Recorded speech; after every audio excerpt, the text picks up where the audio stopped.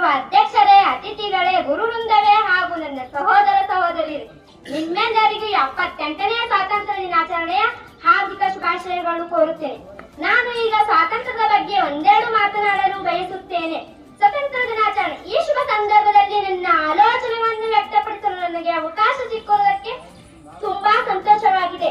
ಇದು ನಮ್ಮ 78ನೇ ಸ್ವಾತಂತ್ರ್ಯ ದಿನಾಚರಣೆ. 78 ವರ್ಷಗಳ ಹಿಂದೆ ಭಾರತವು ಬ್ರಿಟಿಷರಿಂದ ಸ್ವತಂತ್ರವಾಯಿತು. ನಮ್ಮ ಸ್ವಾತಂತ್ರ್ಯದ ಹೋರಾಟ ಕಥೆ ಬಹಳ ದೊಡ್ಡದಾಗಿದೆ. ಅದನ್ನು ಈ ಒಂದು ದಿನದಲ್ಲಿ ವಿವರಿಸಲು ಸಾಧ್ಯವಿಲ್ಲ. ಪ್ರತಿಯೊಬ್ಬ ಭಾರತೀಯನಿಗೂ ಸ್ವತಂತ್ರ ದಿನಾಚರಣೆ ಬಹಳ ಮುಖ್ಯ.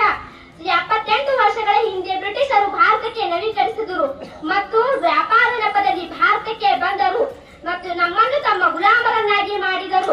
ನಂತರ 15 ಆಗಸ್ಟ್ 1947ರಂದು ಭಾರತವು ಅನೇಕ ಆಂದೋಲನಗಳು ಮತ್ತು ಯುದ್ಧಗಳ ನಂತರ ಸ್ವತಂತ್ರವಾಯಿತು.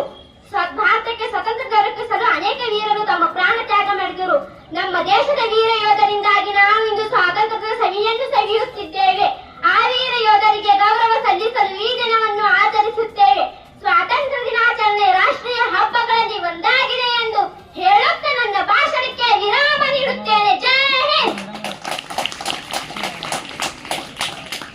ಮೋನಿಕಾ ವಿದ್ಯಾರ್ಥಿಗಳ ಹೆಸರುಗಳು